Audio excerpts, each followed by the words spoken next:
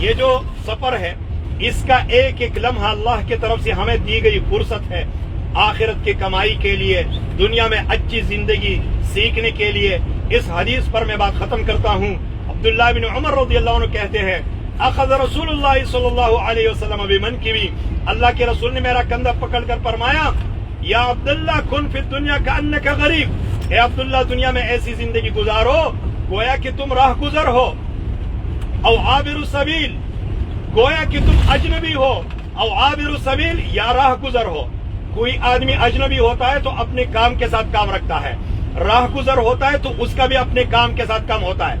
عبداللہ بن عمر رضی اللہ عنہ یہ حدیث بیان کرنے کے بعد کہتے اذا اصبحت فلا تنتظر المساء واذا امسيت فلا تنتظر الصباح وخذ من صحتك لمرضك ومن حياتك لموتك، جب صبح کرو تو شام کا انتظار نہ کرو، اور جب شام کرو تو صبح کا انتظار نہ کرو، اور اپنی زندگی سے موت کے لیے فائدہ لے لو، اور صحت سے مرض کے لیے فائدہ لے لو۔ ایک دوسری روایت سنن ترمذی میں اس طرح ہے فَإِنَّكَ لَا تَدْرِي يَا عَبْدَ اللَّهِ مَا اسْمُكَ غَدًا، اے عبداللہ تمہیں پتہ نہیں ہے کہ کل تمہارا نام کیا ہوگا۔ دیکھو کتنے لوگ صبح کرتے تو شام دیکھتے کیا؟ ابھی ہم نے ایک بہاری ساتھی کی نماز جنازہ جو ہے نا وہ 3 دن پہلے جو ہے نا وہ پڑھی ہے، یہ 4 میناروں والی مسجد میں، جوان آدمی، صحت مند آدمی، کوئی بیمار نہیں تھا، کانا کہا کہ ایسے ہی بیٹھ گیا اور ادھر ہی جو ہے نا اس کی جان نکل گئی، ان کی جان نکل گئی۔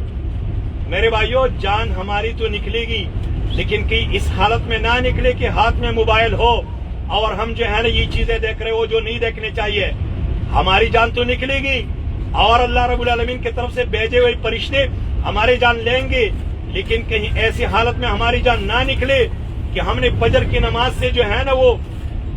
فجر کی نماز میں ہم نے حاضری نہ دی ہو۔ تو میرے بھائیو یہ ایک فرصت ہے زندگی، اور بالخصوص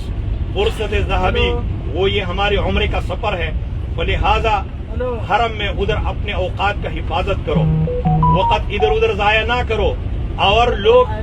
ہیرا جاتے ہیں، کیا فائدہ ہے وہاں؟ ایک نماز 1 لاکھ کی ہے، ایک نماز 1 لاکھ کی ہے، ہیرا جانے کے لیے لوگ کتنی نمازیں چھوڑ دیتے ہیں۔ لہذا میرے بھائیو اپنے دعاؤں پر ابھی توجہ دو، رات کا وقت ہے، اور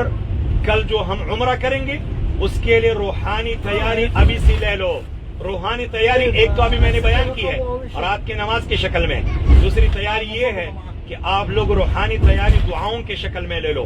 گڑ گڑانے کی شکل میں لے لو، اللہ کے آگے آہو بکا اور زاری اور اللہ کے آگے اپنی فریادوں کو رکھنے کی شکل میں جو ہے نا کل کی عمرے کے لیے روحانی تیاری لے لو۔ اور نہ پھر کل لوگ دعا کر رہے ہوں گے نا تو آپ کو تو دعائیں نہیں یاد،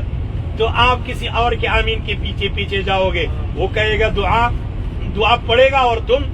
اس پر آمین کہو گے۔ حالانکہ شیخ نے تو بات کی ہے، یہ بات سمجھیے کہ دعا پڑھنے کی چیز نہیں ہے، دعا مانگنے کی چیز، دعا پڑھنے کی چیز نہیں ہے، دعا مانگنے کی چیز ہے۔ کیوں؟ پڑھنے کے ساتھ گھنٹے کتاب کے ساتھ ہوتا ہے، رابطہ کتاب کے ساتھ ہوتا ہے، مانگنے کے ساتھ رابطہ اللہ کے ساتھ ہوتا ہے۔ آپ لوگوں نے پہلے کیوں دعائیں نہیں یاد کی؟ یا ابھی دعائیں یاد کرو، کتابیں جو لے لی ہے ٹھیک ہے، اور شیخ نے کہا کہ میں نے مجموعے میں دعائیں بھیجی ہے، لہذا اپنے اپنے زبان میں، مادری زبان میں اللہ رب العالمین سے دعائیں مانگو، اور اس کے لیے جو ٹیسٹ ہے نا اور ٹائم ہے ابھی ہے، تو اللہ کے آگے ہاتھ اٹھاؤ، گڑ گڑا کر رو کے، تاکہ کل عمرے کے حالت میں آپ کا دل نرم ہو، اللہ کے آگے رو، عاجزی کرو۔ تو میرے بھائیو ابھی جو ہے نا رات بھر یا تو نیند کریں گے، سوئیں گے، اور جب جاگیں گے تو موبائل میں رہیں گے۔ تو میرے بھائیو یہ دعاؤں کا وقت ہے، اللہ سبحانہ و تعالیٰ مجھے بھی آپ بھائیوں کو بھی ان باتوں پر جو میں نے عرض کی ہے، مجھے بھی آپ بھائیوں کو بھی عمل کرنے کی توفیق عطا فرمائے۔ اللہ ہمیں مقبول عمرہ کرنے کی توفیق عطا فرمائے، ایسا عمرہ اللہ ہمیں قبول کرنے کی توفیق عطا فرمائے جو ہمیں ہمارے نمازوں کا احساس دلائے، جو ہمیں صلہ رحمی کا احساس دلائے، جو ہمیں حلال اور حرام کی تمیز کا احساس دلائے، جو ہمیں قرآن اگر ہم نے نہیں سیکھا ہو سیکھنے کا احساس دلائے، سیکھا ہو تو ترجمہ پڑھنے کا